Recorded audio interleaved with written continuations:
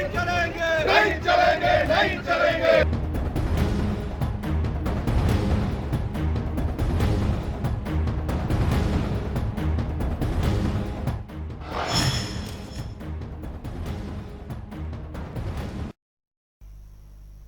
नमस्कार, अपना हिमाचल देख रहे हैं आप। आपके साथ मैं हूं खुशबू पांडे। खबरों की शुरुआत करेंगे बड़ी और अहम जानकारी के साथ करेंगे। इस वक्त की बेहद अहम जानकारी से आपको अपडेट करवाएंगे। ये बड़ी खबर सामने आ रही है। विधानसभा में मॉनसून सत्र का चौथा दिन है। सरकार ने सदन में रखा है श्वेत पत्र, व्हाइट पेपर रखा गया है। ये बड़ी खबर, बड़ा अपडेट आपके सामने। डिप्टी सीएम की टिप्पणी पर यहां पर विपक्ष हमलावर हुआ है। पूर्व सरकार ने प्रदेश को कर्ज में रखा है, ये लगातार सत्ता पक्ष की ओर से बयान निकल करके सामने आया है। हंगामे के कारण सदन की कार्यवाही यहां पर स्थगित कर दी गई है। विधानसभा में मॉनसून सत्र का चौथा दिन है और चौथे दिन सत्ता पक्ष और विपक्ष के बीच में गहमागहमी नजर आया है। सरकार ने सदन में श्वेत पत्र यहां पर पेश किया है, तो वहीं हिमाचल की वित्तीय स्थिति को लेकर के भी यहां पर सवाल उठाया गया है। ये बड़ी खबर, बड़ा अपडेट आपके सामने। हिमाचल पर 92,774 करोड़ की देनदारी है, तो हंगामे के कारण सदन की कार्यवाही को यहां पर स्थगित कर दी गई है।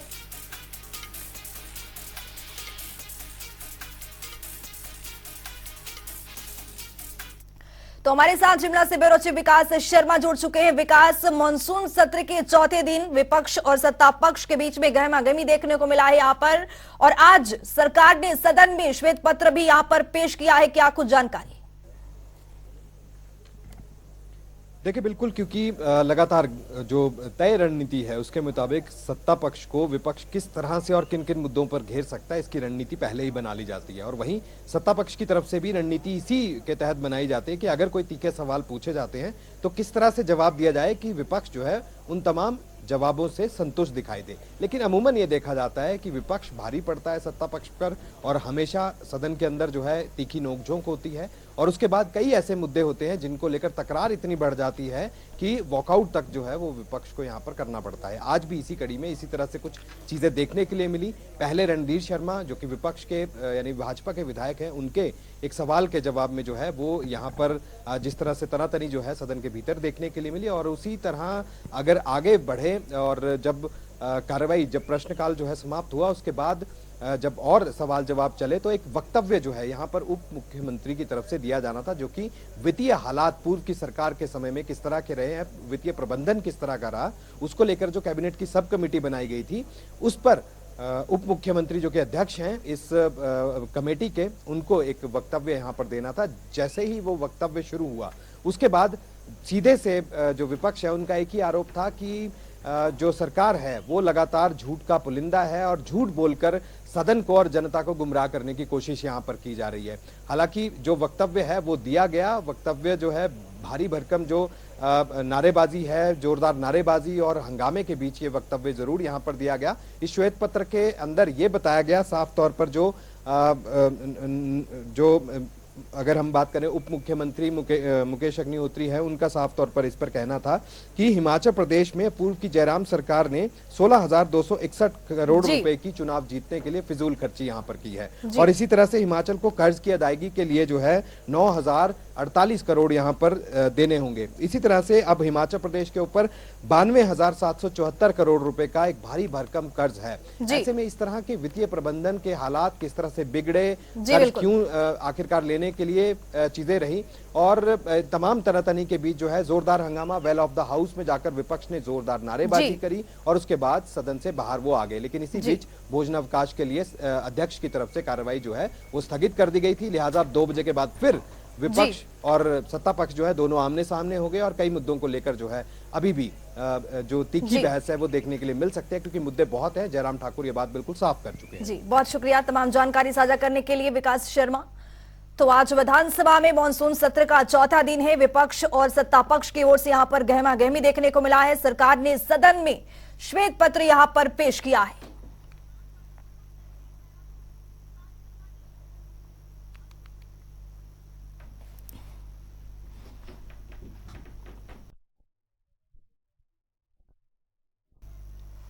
तो तो वहीं मानसून सत्र के चौथे दिन दूसरी बार सदन में जोरदार हंगामा देखने को मिला है, जिसके बाद सदन की कार्यवाही स्थगित कर दी गई है। वहीं मौके पर मौजूद हमारे ब्यूरो चीफ विकास शर्मा ने नेता प्रतिपक्ष जयराम ठाकुर से कई अहम मुद्दों पर खास बातचीत की है। आइए आपको सुनवाते हैं। हिमाचल प्रदेश विधानसभा के मॉनसून सत्र के आज चौथे दिन जो है लगातार हंगामा देखने के लिए मिला। आखिरकार क्या इसकी वजह है, क्यों आखिरकार विपक्ष जो है वो सदन के भीतर हंगामा कर रहा था, नाराजगी की क्या वजह है, इस पर बात करने के लिए नेता प्रतिपक्ष जयराम ठाकुर हमारे साथ बात करने के लिए मौजूद हैं। आज सबसे पहले वॉकआउट हुआ एक सवाल के जवाब में, और उसके बाद लगातार जो है वो अभी भी हंगामा देखने के लिए मिला। वजह क्या है? व्हाइट पेपर जो है वो आज उसके ऊपर वक्तव्य उप मुख्यमंत्री ला रहे थे। सबसे पहली बात तो पहला जो हमारा वॉकआउट था, प्रश्न था रणधीर शर्मा जी का, और उसमें जो देनदारियां पीडब्ल्यूडी डिपार्टमेंट, आईपीएस डिपार्टमेंट, दूसरे डिपार्टमेंट में जो पेंडिंग है, 9 महीने से पेमेंट नहीं हो पा रही है। मजदूरों ने मजदूरी करके रखी है, कॉन्ट्रैक्टर ने काम करके रखा है, उनके उद्घाटन के फीते काट रहे हैं, लेकिन पेमेंट एक पैसे की नहीं दे रहे हैं। और ऐसे में हमने कहा पेमेंट आपको जो देनी है वो कब देंगे? बोलते पेमेंट देने को है ही नहीं। यानी कि इतना झूठ बोलना। मेरे ही डिवीजन की 20 करोड़ है, आप कल्पना करिए, बाकियों का सभी सारे डिवीजन आईपीएस के, पीडब्ल्यूडी के पेमेंट हुई ही नहीं है। और जो काम अवार्ड कर दिए गए थे टेंडर होने के बाद वो उन्हें रद्द किए हैं। जो पैसा बजटेड स्कीम के अंतर्गत हमने दिया था वो पैसा उन्हें वापिस ले लिया। ऐसे में जिस तरह से झूठ बोल करके गुमराह करके कोशिश कर रहे थे, उसके बारे में जब सदन को गुमराह करने की बात आई तो हमने वॉकआउट किया। विक्रमादित्य ने अभी कुछ ही देर पहले बयान दिया है, वो कह रहे हैं कि बेतरतीब तरीके से ये ठेके जो है वो दिए जा रहे थे कुछ एक चुनिंदा कॉन्ट्रैक्टर्स को। क्योंकि सवाल सुनिए सर, वो ये कह रहे हैं कि एक रोडू में और दूसरा सिराज के, ये बेतरतीब तरीके से और जरूरत से ज्यादा उनको फायदा जो है। अब ऐसा है कि वो एक जगह फंसे हुए, मुझे मालूम नहीं अब ऐसी सिचुएशन में कि मैं इधर बोलूं उधर बोलूं, क्या बोलूं। हकीकत बोलिए, 28 करोड़ रुपए की देनदारियां थी जब इनके पिताजी छोड़ के गए थे करसोग डिवीजन की। 20 करोड़ रुपए से ज्यादा की देनदारी मेरे डिवीजन की थी, और 700 करोड़ रुपीस जो हमने अदा किया है। लेकिन हम इनको बोल रहे हैं जो काम एक प्रोसेस के तहत हुए हैं उसकी पेमेंट्स करिए। अब श्वेत पत्र के ऊपर जो है वो हंगामा हो रहा है। श्वेत पत्र का देख सीधा सा है, आज प्राइवेट मेंबर डे है, और प्राइवेट मेंबर डे पर जो बिजनेस लिस्टेड होता है उससे आगे पीछे कुछ नहीं होता है। बिल प्रस्तुत होने चाहिए थे, पेपर ले होते हैं, बिल प्रस्तुत होते हैं, बिल का पारण होता है, और उसके बाद सीधा प्राइवेट मेंबर डे पे चलना। 3 माननीय सदस्यों के प्राइवेट मेंबर डे लगे हैं, और उसमें इन्होंने श्वेत पत्र बीच में लाया। क्या आपने पहले ले किया? क्या ले करने के बाद क्या वो बिजनेस में आपने इंक्लूड हुआ? क्या जब प्राइवेट मेंबर डे में कोई डिस्कशन ऐसी अपरिहार्य हो, जिसको बोलते हैं कि बहुत जरूरी है, उसमें सिर्फ हाउस इज ओनली बॉडी जो डिसाइड कर सकता है। हाउस की परमिशन से, सहमति से किसी आइटम को ला सकते हैं, और वो भी छोटी आइटम हो कोई, उसको ला सकते हैं। इसके अलावा कोई प्रावधान नहीं है, और गलत तरीके से उनको परमिशन दी गई है, मेरा ये कहने का मतलब है। और दूसरी बात, श्वेत पत्र में क्या कहना चाह रहे हैं? 8 महीने में 8000 करोड़ पर ऋण ले लिया उन्होंने। इनको शर्म नहीं आ रही है इस बात को लेकर के? क्या कह रही है? और प्रधानमंत्री का कंपैरिजन राहुल गांधी से कर रहे हैं। प्रधानमंत्री एक ऑफिशियल विजिट पर आए हैं, वो देश के प्रधानमंत्री हैं, और हमारे लिए गर्व की बात है वो देश के नहीं दुनिया के सबसे लोकप्रिय नेता हैं, सबसे मजबूत नेता हैं, सबसे बड़े नेता हैं। और ऐसे में प्रधानमंत्री जी आए, क्या हम उनकी सुरक्षा के लिए कोई इंतजाम नहीं करें? उनके कार्यक्रम के लिए हम बोलेंगे हम नहीं करेंगे, हमारा तो पैसा खर्च हो रहा है। राहुल गांधी क्या था, चुनाव से 5 दिन पहले मंडी की पड्डल के ग्राउंड में रैली होती है, और लगभग 1 करोड़ रुपए की पेमेंट हमारी सरकार को सत्ता में आने के बाद करनी पड़ी। क्या था वो राहुल गांधी? सरकारी कार्यक्रम किया। ये बातें अब खुलेंगी तो बहुत पर्दाफाश होगा इन लोगों का, लेकिन इसलिए हम कह रहे हैं कि भाई छोड़ दीजिए कुछ बातों पर। अब मुझे लगता है कि इनकी जो नियत काम करने की है इस प्रकार से है, जिसमें अब ये बिल्कुल एक्सपोज होंगे, बुरी तरह से एक्सपोज होंगे, हर हरकत इनके एक्सपोज होगी, जिसका मैंने आज जिक्र किया है। विधायक उनके फोन टैप किए जा रहे हैं। कंफर्म है सर? यस, मैं विधायक है सर। हम सोर्सेज नहीं बताएंगे, लेकिन मैं बता रहा हूँ आपको क्यों कर रहे हैं। पूछिए जरा उनको, मंशा क्या लग रही है आपको विधायकों के? पूछिए वाला उनको पूछिए, क्या डर लग रहा है उनको? तो उनको क्या डर लग रहा है मुझे मालूम नहीं है। और जब मैंने ये प्रश्न पूछा तो मुख्यमंत्री का चेहरा बिल्कुल ये हो गया। आपका भी फोन टैप हो रहा है? जब होंगे तो हमारा तो होगा ही होगा। हमारा तो पता नहीं कितनी बार कर दिया होगा। चलिए बहुत शुक्रिया हमसे बात करने के लिए। तो चलिए रुक करेंगे हिमाचल के बुलेटिन की ओर, तो रुक करेंगे अगली बड़ी खबर की ओर। इस वक्त की बेदम जानकारी से आपको अपडेट करवाएंगे। ये बड़ी खबर सामने आ रही है। विधानसभा में मानसून सत्र का चौथा दिन है। प्रश्नकाल के दौरान दिखा जमकर हंगामा। कई विभागों के ठेकेदारों की यहां पर पेमेंट को लेकर भी बवाल हुआ है। ठेकेदारों की पेमेंट बहाल करने की यहां पर मांग की गई है। बड़ी खबर, बड़ा अपडेट आपके सामने। विपक्ष ने सदन से वॉकआउट करके नारेबाजी की है। मुख्यमंत्री पर विपक्ष ने यहां पर गंभीर झूठ बोलने की आरोप भी लगाया है। आज विधानसभा में प्रश्नकाल के दौरान माननीय सदस्य रणधीर शर्मा जी ने प्रश्न पूछा था और उस प्रश्न के उत्तर में जिस प्रकार से उन्होंने जवाब दिया कि भी क्या आपने बजट में कटौती की है, और बहुत सारे डिवीजन पीडब्ल्यूडी के हैं, आईपीएच के हैं और दूसरे विभागों के भी ऐसे हैं जहां पिछले 9 महीने से जो काम किए हुए हैं, टेंडर प्रोसेस कंप्लीट होने के बाद वर्ड का काम अवार्ड हुआ, उसके बाद काम का एग्जीक्यूशन हुआ, लेकिन उसके बावजूद भी पेमेंट अभी तक लोगों को नहीं मिल रही है। और मुख्यमंत्री कह रहे हैं कि ऐसा है तो बताइए। और इससे पहले ही डॉक्टर जनक राज जी के ही प्रश्न में उन्होंने कहा कि हाँ पेमेंट देने को है, पेंडिंग है। और बाकी तो छोड़िए, हिमाचल प्रदेश के सभी पीडब्ल्यूडी और आईपीएच के डिवीजन में पिछले 9 महीने से सारी पेमेंट होल्ड पर है, पेमेंट नहीं दी जा रही है, जो काम कर दिए गए हैं। और ऐसे में अब प्रोसेसिंग ने शुरू किया है छांट छांट के कांग्रेस के कुछ नेताओं को, जो ठेकेदार हैं, उनको एलओसी जारी करनी शुरू कर दी है। और उसके बाद जो ठेकेदारों ने पहले जो काम किए हैं उनको ये कहा जा रहा है कि तुम जो है इनके माध्यम से बात करो, तब जाकर के हम इस बारे में सोचेंगे। हिमाचल के मुख्यमंत्री सुखविंदर सिंह सुक्खू ने कहा कि प्रदेश की कांग्रेस सरकार 5 सालों में 5 लाख लोगों को रोजगार देगी। उन्होंने कहा कि कांग्रेस ने चुनाव के समय इसकी गारंटी दी थी और वर्तमान सरकार निश्चित तौर पर इस गारंटी को पूरा करेगी। उन्होंने कहा कि 10,000 नौकरियां इसी साल दी जाएगी। मुख्यमंत्री ने कहा कि युवाओं को रोजगार देने के लिए प्रदेश सरकार प्रतिबद्ध है। ऑर्डिनेंस चयन बोर्ड, बच्चे परीक्षा देते थे, रात दिन मेहनत करते थे और सोचते थे कि हमें एक सरकारी रोजगार मिलेगा।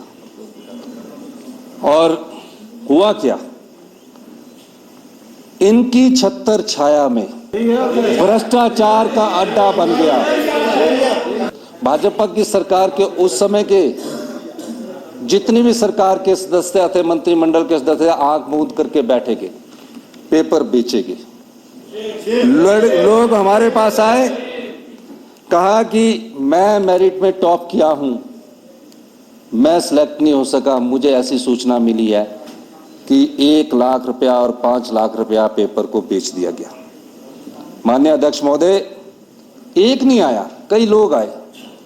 अब जो गांव का बच्चा या शहर का बच्चा पढ़ लिख कर मेहनत करता है और वो पढ़ने लिखने के बाद मेरिट वाला भी होता है और सिलेक्ट नहीं होता, तो आप बताइए हमें क्या करना चाहिए था। भ्रष्टाचार बड़े इसमें जिसमें पेपर बेचे जाते थे, उस अधिनियम चयन योग को हमने भंग किया। ये एक हमारी सरकार की कार्यशैली और पारदर्शिता और ईमानदारी को निभाता है। हमने रोजगार की बात बोली है, 5 लाख लोगों को रोजगार देंगे अपने घोषणा पत्र में।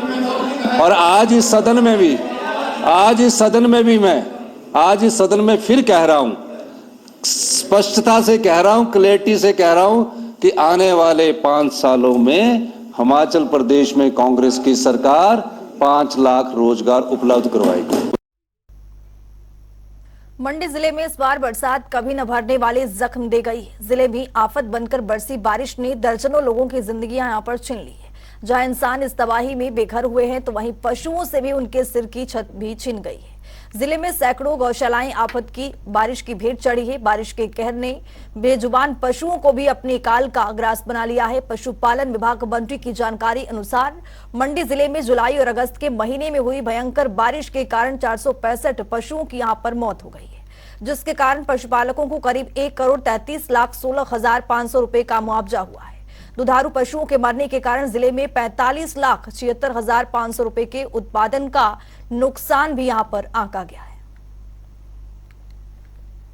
पशु हैं, दुधारू पशु हैं और बैल हैं, तो 171 जो है वो पशुओं की मृत्यु हुई है, जिसमें 93 गायें हैं, 28 भैंसें हैं, 16 बैल हैं, 16 बछड़ियां हैं, 3 जो कटियां हैं और 15 बच्चे हैं। तो टोटल जो है 171 पशुओं का नुकसान हुआ है और 100 परिवार जो है इससे अफेक्ट हुए हैं। सभी पशुओं का कुल आकलन करें तो 1,33,16,500 रुपये का जो वित्तीय क्षति जो है इन पशुओं की कीमत के रूप में जिला मंडी में हुई है। यदि हम विभागीय भवनों की बात करें तो हमारे 9 विभागीय भवनों को जो है क्षति पहुंची है और इसका जो कुल वित्तीय नुकसान हुआ है ये 1,62,33,000 रुपए का नुकसान हुआ है। हिमाचल प्रदेश के शिक्षण संस्थानों में एक बार रैगिंग का दौर शुरू हो रहा है। पहले IIT मंडी, फिर मेडिकल कॉलेज नेरचौक में रैगिंग के मामले सामने आए। वहीं अब प्रदेश के दूसरे सबसे बड़े अस्पताल doctor Rajendra Prasad medical college Dhanda से रैगिंग का ये नया मामला सामने आया। कॉलेज प्रशासन ने एक्शन लेते हुए मामले की जांच करवाई है। जांच पूरी होने के बाद कॉलेज प्रशासन ने 12 आरोपी सीनियर छात्रों को यहां से सस्पेंड कर दिया है। 12 सीनियर स्टूडेंट सस्पेंड। जानकारी के मुताबिक इन 12 आरोपी छात्रों को कॉलेज से 3 महीने के लिए और हॉस्टल से 6 महीने के लिए सस्पेंड कर दिया गया है। इसके अलावा इन स्टूडेंट्स पर 50-50 हजार रुपए का यहां पर जुर्माना भी लगाया गया है।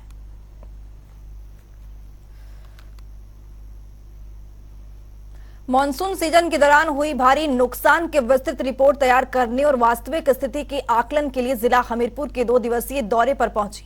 राष्ट्रीय आपदा प्रबंधन प्राधिकरण की 4 सदस्यीय टीम ने आपदा प्रभावित क्षेत्रों का यहां पर दौरा किया। उपायुक्त हेमराज बैरवा ने बताया कि NDMA की टीम एक विस्तृत रिपोर्ट तैयार करने में यहां पर लगी हुई है। टीम आई थी NDMA की तरफ से, जो एक एक्सरसाइज चली हुई है post disaster need assessment analysis. उस एक्सरसाइज को फील्ड स्तर पर चेक करने के लिए कि हमारे जितनी भी एजेंसीज हैं उसने जो डाटा उसमें फिल किया है उसकी ग्राउंड रिपोर्ट कैसी है और किस तरीके से उनको रिकवरी एंड रिकंस्ट्रक्शन में हेल्प की जा सकती है। ये जो टीम की विजिट है ये एक अलग पर्सपेक्टिव वाली विजिट है, जिसके तहत इमीडिएट रिलीफ और रिस्टोरेशन का काम तो हो चुका है। अब हमारा काम है रिकवरी एंड रिकंस्ट्रक्शन का, ताकि हम प्री डिजास्टर लेवल तक वापस उन लोगों को जो इससे प्रभावित हुए हैं उनको पहुंचा सकें। कांग्रेस की वरिष्ठ नेता और पूर्व शिक्षा मंत्री आशा कुमारी ने प्रेस वार्ता की है। इस दौरान उन्होंने सुखू सरकार की तारीफ भी की। उन्होंने कहा कि आपदा के दौरान सरकार बेहतरीन काम कर रही है। मुख्यमंत्री ने नई मिसाल कायम की है। उन्होंने अपनी पूंजी से 51 लाख रुपए आपदा कोष में जमा करवाया, जो अपने आप में काबिले तारीफ है। आशा कुमारी ने बताया कि प्रदेश के हर एक व्यक्ति ने आपदा के दौरान अपना अपना योगदान दिया है। केंद्र सरकार इस आपदा को राष्ट्रीय आपदा घोषित करे ताकि जितना नुकसान हिमाचल प्रदेश में हुआ है उसकी भरपाई की जा सके। ऐसा कई वर्षों से हमने ना ऐसी बारिश देखी है ना ऐसी तबाही देखी है। लगभग 12,000 से 13,000 करोड़ रुपए का इंफ्रास्ट्रक्चर का ही नुकसान हो गया। सड़कें हैं, पानी की स्कीमें हैं, बिजली की लाइंस हैं, लोगों के घर हैं, लोगों के खेत हैं। तो इस तरह की आपदा जब आती है तो उम्मीद की जाती है कि केंद्र सरकार ऐसी आपदा को जो है राष्ट्रीय आपदा घोषित करे।